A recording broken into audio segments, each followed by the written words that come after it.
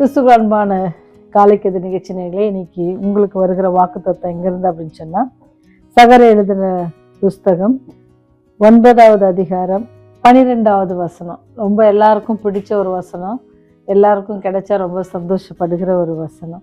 இரட்டிப்பான நன்மையை தருவேன், இன்றைக்கே தருவேன். ரொம்ப நல்லா இருக்குல்ல. இந்த வாக்குத்தத்தம் டெய்லி கிடைச்சிச்சுன்னா கூட நமக்கு ரொம்ப சந்தோஷமா இருக்கும். என்ன அப்படின்னு சொன்னா, ஆகஸ்ட் 2021 ஜப்பான் நாட்டில் நடந்த ஒலிம்பிக் போட்டியில் என்ன நடந்துச்சு அப்படின்னு சொன்னால், ஒரு பெண் அவங்க என்னத்தில் ரொம்ப ஈட்டி எறிதலில் ரொம்ப முக்கியமான ஒரு சகோதரி. அவங்க எந்த நாட்டை சேர்ந்தவங்க அப்படின்னு சொன்னால், போலந்து நாட்டை சேர்ந்தவங்க. அவங்க அவங்க பேர் என்ன அப்படின்னு சொன்னால் மரியா.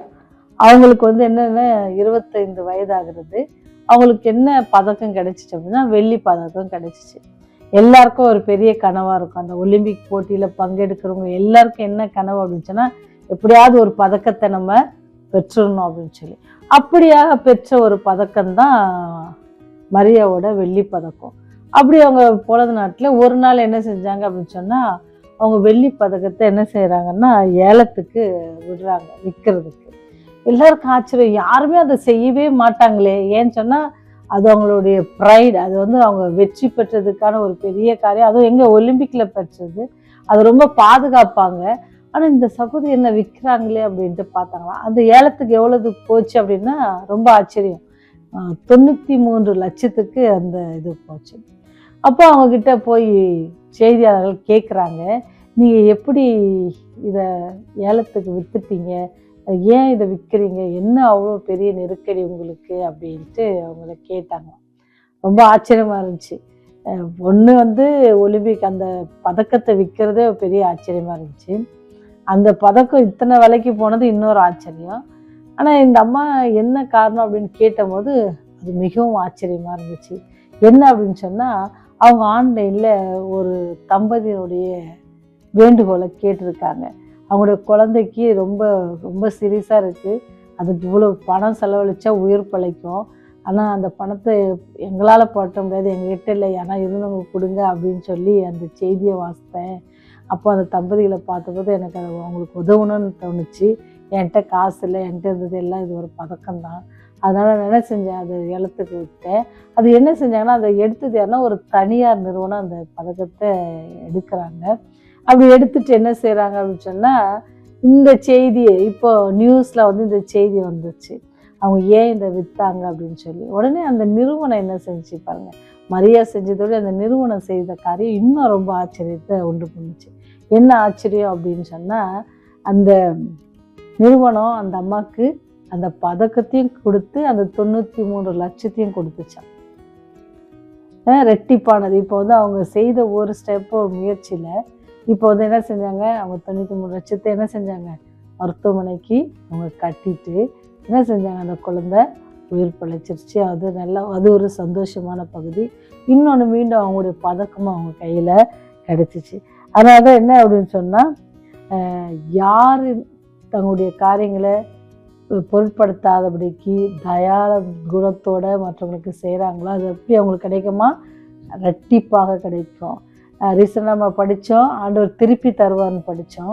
அது மாத்திரம் இல்லை, ரெட்டிப்பாக தருவார். அது என்றைக்கும் தருவாரா, அன்றைக்கே தருவார்.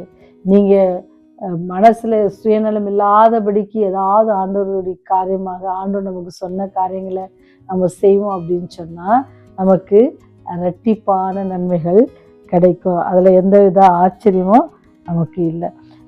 நினச்சி பாருங்க, எவ்வளோ அவங்க மனசில் ஒரு தயால குணம் இருந்துச்சுன்னா, அவங்க எல்லாரும் விரும்பப்படுகிற தன்னுடைய வெற்றியின் இதுவை மற்றவர்களுக்காக தர முடியும் அப்படின்னு நம்ம யோசித்து பார்க்கணும். இதை பார்க்குற நீங்களும் நானும் இந்த சகோதரி செய்த காரியத்தை, ஒரு விளையாட்டு வீராங்கனை செய்த காரியத்தை பார்க்கும்பொழுது இவ்வளோ ஆச்சரியப்படுறோம் அப்படின்னு சொன்னால், பாவ வியாதியில் பாவ நோயில் மறிக்கத்தக்கதாக இருந்த உங்களை என்னையும் யார் ஒருத்தர் அவர் உயிரையே கொடுத்து என்ன செஞ்சார், உங்களை என்ன செஞ்சார், அந்த பாவத்திலிருந்து மறிக்காதபடிக்கு, அந்த நித்திய மரணத்துக்குள்ளே நம்ம போய்விடாதபடிக்கு நம்மளை என்ன செஞ்சாங்க, ஒருத்தர் மீட்டு கொண்டாங்க.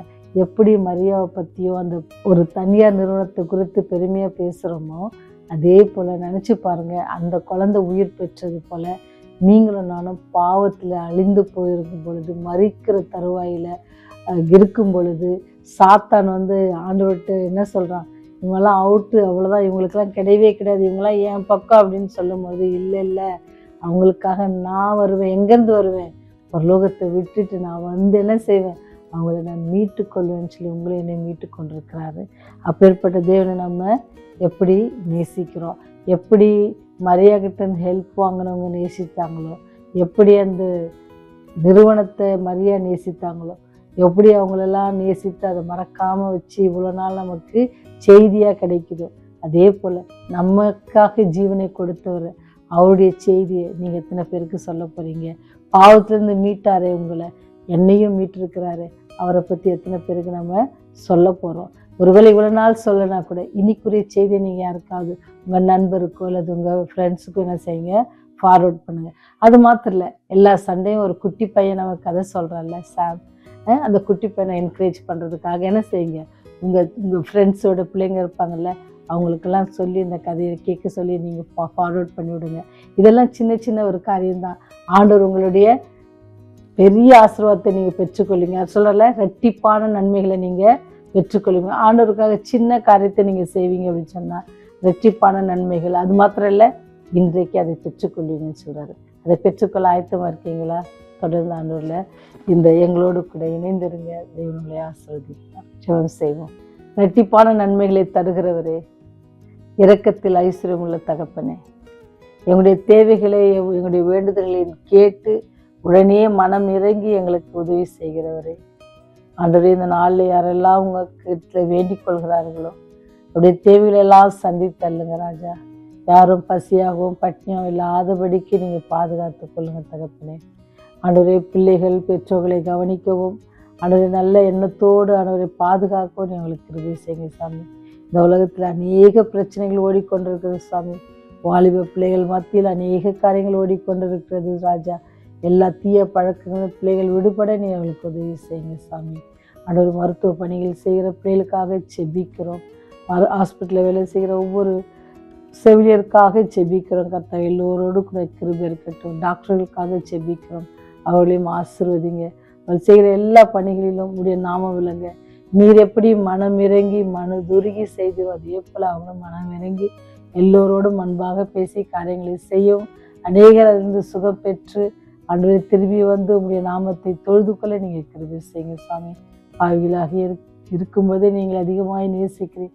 நாங்கள் அந்த பாவத்திலிருந்து விடுபட்டு உண்மையே பற்றி கொண்டு நீரே நடைக்கலம் என் கோட்டை என் தேவன் என்று சொன்னது போல, தாவீது பக்தன் சொன்னது போல, நாங்களும் உண்மையே அதிகமாக அண்டி ஜீவிக்க எங்களுக்கு கிருபை செய்யுங்க. பாதுகாத்து கொள்ளுங்க, வழிநடத்துங்க. இயேசுவின் வழியாய் ஜெபிக்கிறோம் ஜீவனுள்ள பரலோக பிதாவே, ஆமென்.